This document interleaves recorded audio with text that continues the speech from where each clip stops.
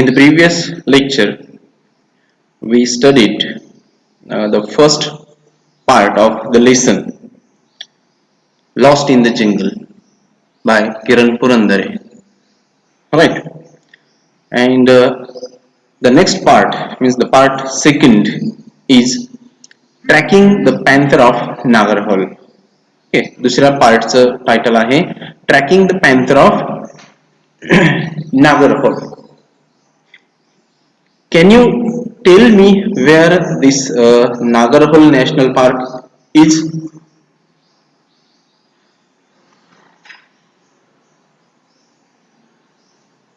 कोणाला सांगता येईल का हे नागरहोल नॅशनल पार्क कुठं आहे?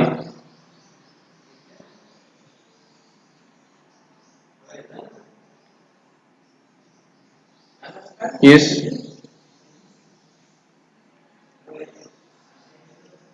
Where is the Nagarhole National Park? Yes, very good. It is in Karnataka.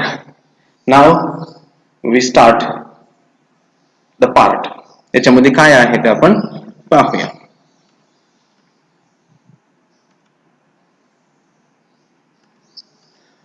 Okay, part 2, Tracking the Panther of Nagarhole. Panther means panther. An animal belonging to cat family, isn't it? Cat family मधला एक प्राणी. Okay, good. Mysore पासून जवळ आहे, 50 किलोमीटरच्या अंतरावरती आहे. Very good. Nagarhole National Park is in Karnataka near Mysore. Now we will start the second part. Yes, good. Panther, बिबट्याच. Shaz Jung is a person about whom the lesson is, the part is. Shaz Jung is a wildlife photographer. Now see what responsibilities he undertakes. कोणत्या कोणत्या जबाबदाऱ्या आणि काय characteristics आहेत या शाज जंग यांची पहा. He is a wildlife photographer, cinematographer, big cat tracker. Big cat tracker याच्यामध्ये लेपर्ड, टायगर, पॅन्थर वगैरे हे सगळे जे मार्जार कुलातील, मार्जार म्हणजे मांजर, मोठं मांजर, तर ते मांजर या कुळातील जे जे प्राणी आहेत ते ट्रॅकर आहेत, त्या प्राण्यांचे ट्रॅकर आहेत. इथं ट्रॅकर आणि ट्रेकर हा फरक लक्षात ठेवायचा. ट्रॅकिंग टायटल मध्ये जे ट्रॅकिंग आहे ते ओके ट्रॅकिंग आहे, ट्रेकिंग वेगळं आहे. आपण जनरली ऐकतो बऱ्याच जणांकडून, म्हणजे जे खरं चुकीचंच असतं. आपण ट्रॅकिंगला जाऊ, ते ट्रॅकिंग आपण जे ट्रेकिंगला जातो त्यापेक्षा वेगळं असतं. ट्रॅक करणं म्हणजे काय, माग शोधून काढणे, माग लावणे, तपास लावणे. मग या प्राण्यांचा तपास कसा लावला जातो, तर त्यांचे जे काही पायांचे ठसे वगैरे आहेत किंवा ड्रॉपिंग्स आपण पाठीमागच्या पार्टमध्ये पाहिलं, विष्ठा वगैरे पडलेले असेल तर त्याच्यावरून त्या प्राण्यांचा नाही का ट्रेस लावला जातो, थोडक्यात माग काढला जातो. तर ट्रॅकिंग म्हटलं जातं त्याला. मग आणि ट्रेकिंग वेगळं, ट्रेकिंगला आपण जातो त्याचं स्पेलिंग TREK असं असते, लक्षात ठेवायचं बरं. So Shaaz Jung is a wild life photographer, cinematographer, big cat tracker, man animal conflict resolution seeker. जिथं नाही का वन्य प्राणी आणि मानव यांच्यातला जो संघर्ष चालू आहे तर तो संघर्ष मिटवण्याच्या दृष्टीनं काम करतात ते resolution seeker. And lodge owner, आणि ते एका लॉजचे मालक आहेत. All rolled into one. या सगळ्या गोष्टींचं एकत्रित व्यक्तिमत्व म्हणजे शाज जंग आहे.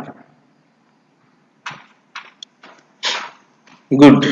लँड रोवर इंडिया त्यांचाच रेफरन्स आहे.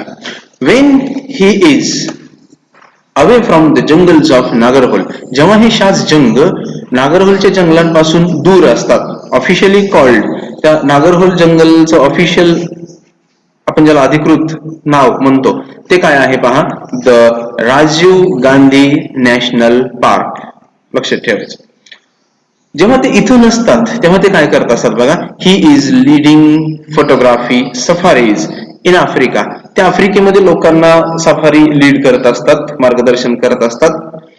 और शोकेसिंग हिज वर्क, त्यांचं जे काय लिखित स्वरूपातील किंवा त्यांचे जे काही इमेजेस असतील नाही का, फोटोज वगैरे असतील त्यांनी काढलेले, तर ते डिस्प्ले करत असतात शोकेस मध्ये.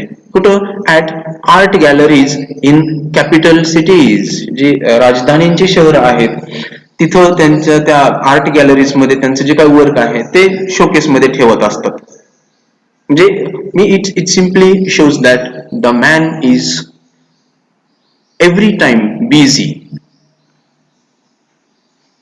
all time busy, and speaking to those interested in conserving the planet's reaches या ग्रहावरची म्हणजे या पृथ्वीवरची जी काय नैसर्गिक साधन संपत्ती आहे, ओके, संपत्ती आहे, त्याचं जतन करण्यासाठी जे कोण लोक उत्सुक आहेत ना त्यांच्याशी ते बोलत असतात.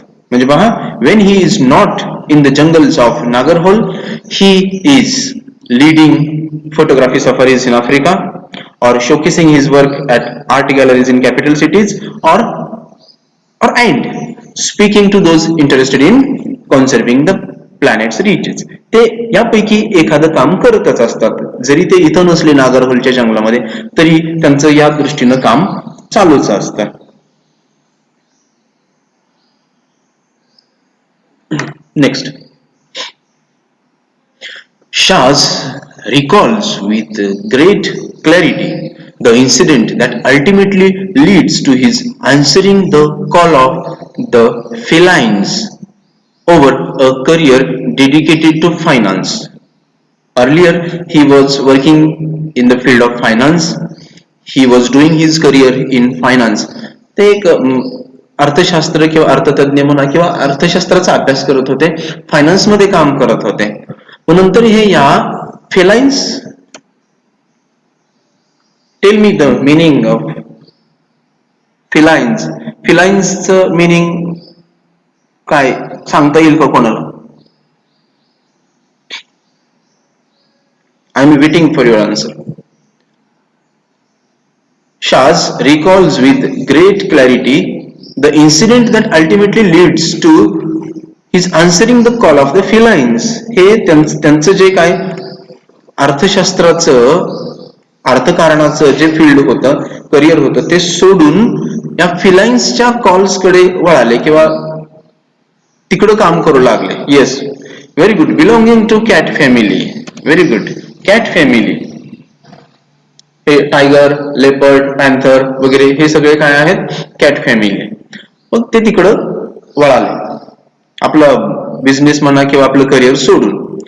आणि ते काय सांगतायत पहा, okay, he is describing an incident after which he got involved, he got busy in wildlife photography and all those things related to it.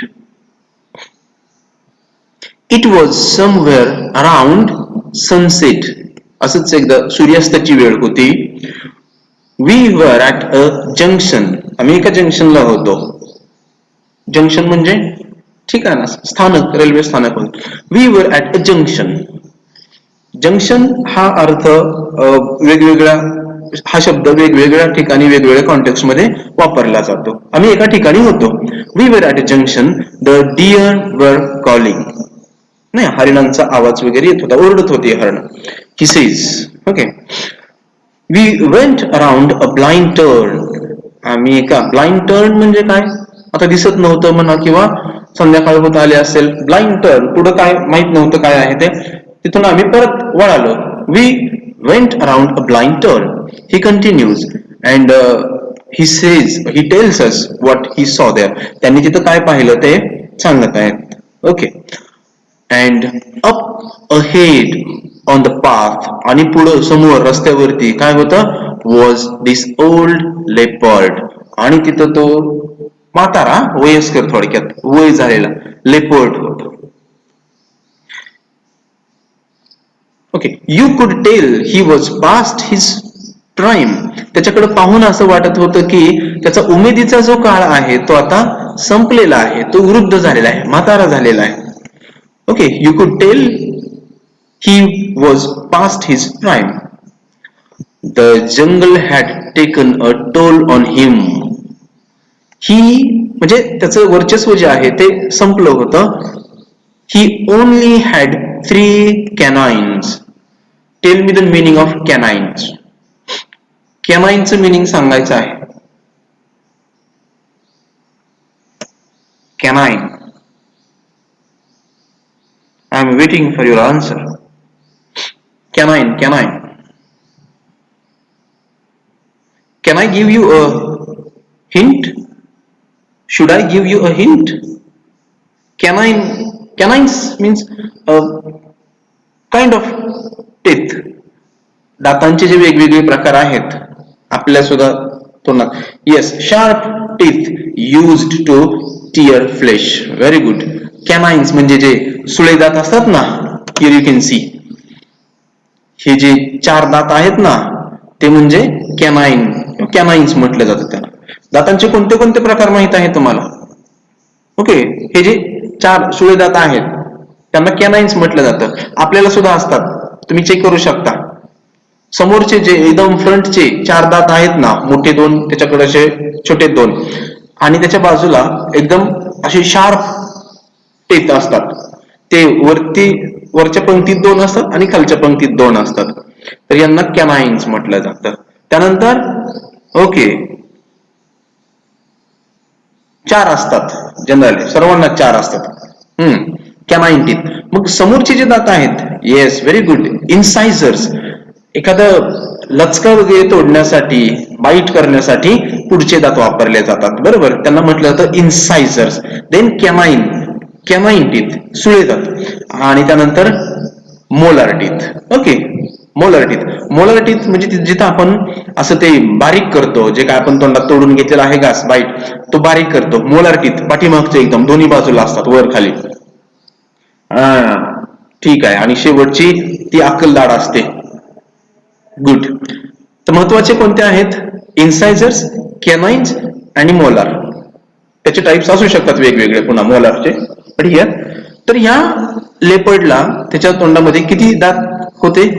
He only had 3 canines as he was. Okay, the writer has used he pronoun. ही हे pronoun वापरलेलं आहे त्या leopard साठी. तर त्याच्या तोंडात तो वृद्ध झाल्यामुळं त्याचा एक सुळेदात पडला होता, कॅनाइन पडला होता, आणि 3च सुळेदात राहिले होते. His eyes were sagging. त्याचे डोळे सुद्धा असे नाही का झुकलेले होते. ड्रुपिंग लॅग्स. आपण जे जर समजा त्वचेला सुरकुत्या पडल्यानंतर कशी त्वचा लोंबकळते, तसं त्याच्या डोळ्याभोवतीचं जे मांस वगैरे आहे किंवा डोळे आहेत ते असे खाली झुकलेले होते, लोंबकळत होते वय झाल्यामुळे. Okay, so his eyes were sagging close to this leopard. आता ह्या ओल्ड लेपर्डच्याच शेजारी, close to this leopard was another very young good looking male. त्याच्या शेजारीच दुसरा आणखी एक तरुण आणि जरा सुंदर दिसणारा, गुड लुकिंग म्हटलेला आहे, मेल म्हणजेच लेपर्ड होता. Who was soon to come into his prime. आणि तो लवकरच त्याच्या प्राईम मध्ये येणार होता. प्राईम म्हणजेच काय? उमेदीचा काळ. तो थोडक्यात आता तरुण झाला होता आणि तो सगळी सत्ता किंवा तिथला जो कब्जा आहे तो घेणार होता, तो ताबा मिळवणार होता त्या टेरिटरीवरती. You must know that animals have their own territories. त्यांचे सुद्धा असे प्रभाग असतात, त्यांचा एरिया असतो. इलाका हा पण शब्द वापरला जातो आपल्याकडे, बरोबर. तर त्यांचा जो एरिया आहे तिथपर्यंत त्यांची सत्ता असते. तिथून पुढे दुसऱ्या अॅनिमलची म्हणा किंवा दुसऱ्या लेपर्डची वगैरे सत्ता असते. ओके, असंही असू शकतं. Okay, that good looking and young must be the son of this old leopard. त्याचाच तो मुलगा असू शकतो, असंही होऊ शकतं. तर ठीक आहे, we turn to the next. It was like looking at the past and the present. असं वाटत होतं जणू काय आपण भूतकाळ आणि वर्तमान काळ या दोन्हींकडे पाहत आहोत. Let me show you. It was clear that there was going to be a fight. असं दिसत होतं जणू काय आता तिथं फाईट होणार आहे, या दोघांची फाईट होणार आहे. Yes, okay. The territory is marked with urine and their excreta. Droppings आपण पाहिला शब्द पाठीमाग. त्यांची हद्द जिथपर्यंत आहे या प्राण्यांची, त्या हद्दीपर्यंत जाऊन ते युरिनेशन म्हणा किंवा ते ड्रॉपिंग्स तिथं सोडतात, विष्ठा करतात तिथं.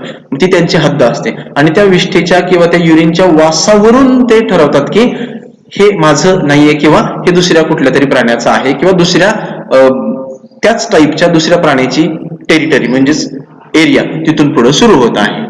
असं असते त्यांच्यामध्ये, प्राण्यांमध्ये. Good understanding and good knowledge. Unfortunately the sun was setting. असं वाटत होतं आता त्यांच्यामध्ये फायटिंग होणार, पकडापकडी होणार, मारामारी होणार.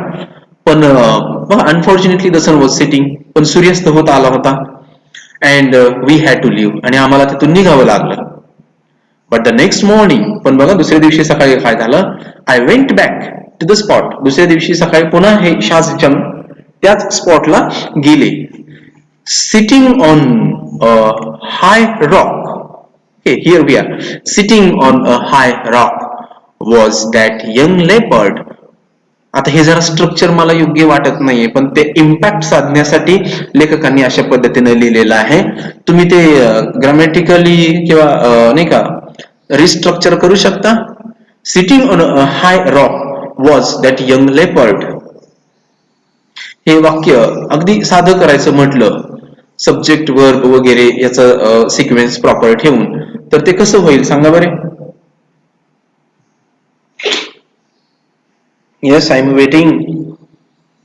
Sitting on a high rock was that young leopard.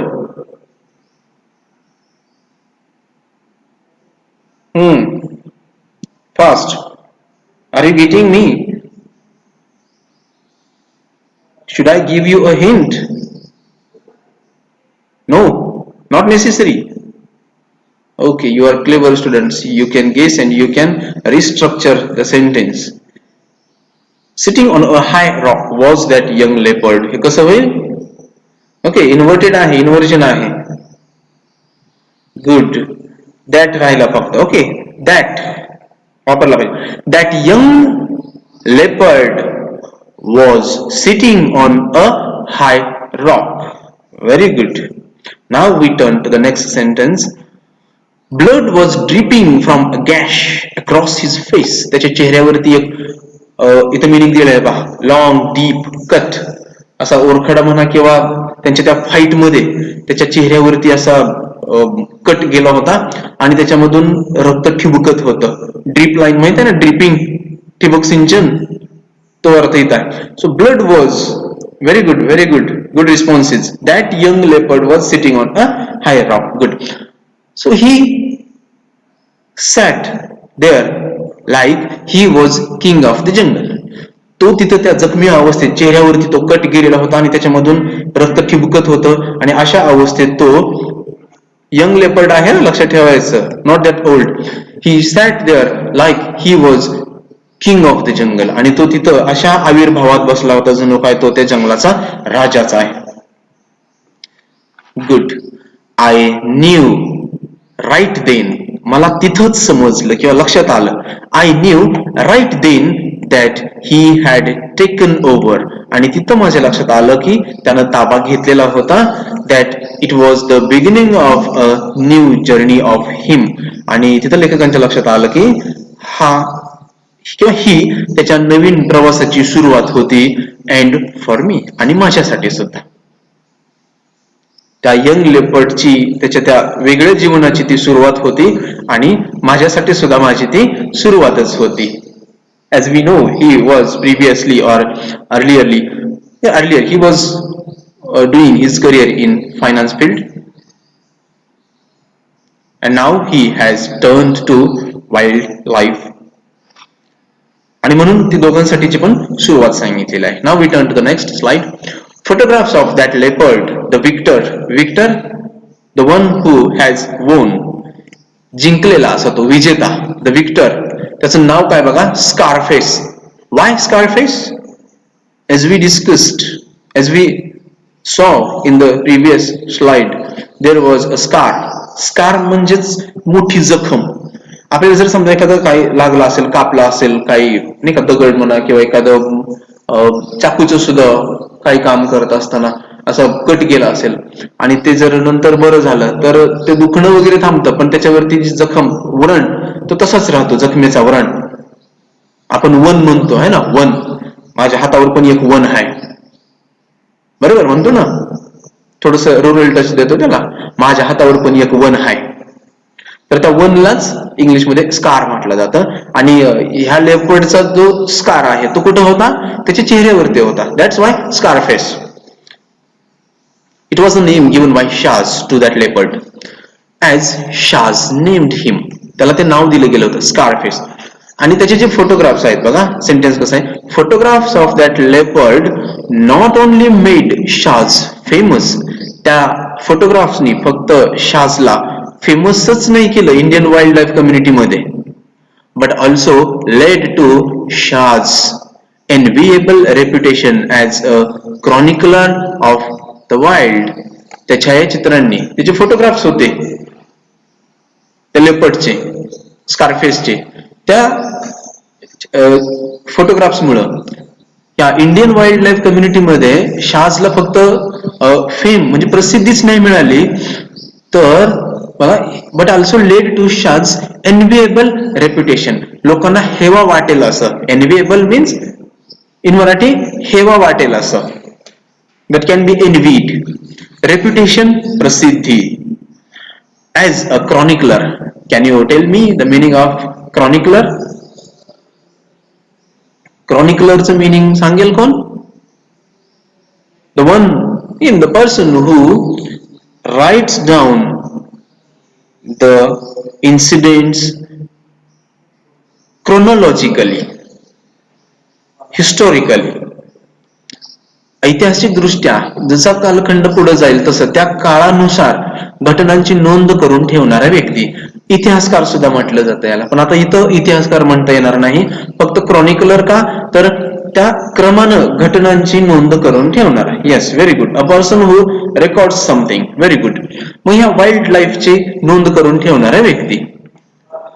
Through my journey of photographing Scarface, त्या स्कारफेसच्या फोटोग्राफिंगच्या माध्यमातून बघा, I have discovered other leopards.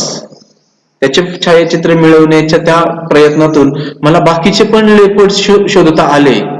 His mats, सोखे सोबती वगैरे असतात पहा, मेट्स, मेटिंग वगैरे, ते तुम्हाला बायोलॉजीमध्ये टर्म्स असतील. प्रजननासाठी त्यांना मेट्स आवश्यक असतात. हिज मेट्स किंवा इतर त्यांच्याच टाईपचे इतर प्राणी. And discovered his nemesis tigers. Nemesis म्हणजे ज्यांच्यामुळं त्यांच्या अस्तित्वाला वगैरे धोका असतो, असे टायगर्स. त्यांचे नेमायसिस, टायगर्स, किंवा मुख्य त्यांचे जे मार्जार कुळातील आपण ज्यांना कन्सिडर करतो मुख्य प्राणी, ते tigers. I also discovered the current protagonist of my work, साया. त्यांना त्यांच्या आत्ताच्या स्टोरीचा नायक सुद्धा मिळाला. प्रोटॅगॉनिस्ट म्हणजे आपण नॉवेलची इन्फॉर्मेशन पाहत असताना तो शब्द बघा माहित झालेला आहे आपल्याला. प्रोटॅगॉनिस्ट कोणत्याही कथेचा नायक, the main character of the story. तर त्या स्कारफेसचे फोटोग्राफ्स मिळवण्याच्या प्रयत्नात यांना साया हा त्यांच्या सध्याच्या कथेचा नायक सुद्धा सापडला, while tracking Scarface. This is the world's first Black Panther. आणि हा जो साया आहे ना, तो जगातला पहिला ब्लॅक पॅन्थर आहे असं ते म्हणतात. Black panther. आता याच्यावरती थोड्याशा रेषा दिसत आहेत, but you can imagine black panther. You must have seen this character in the jungle book, Bagheera, black panther.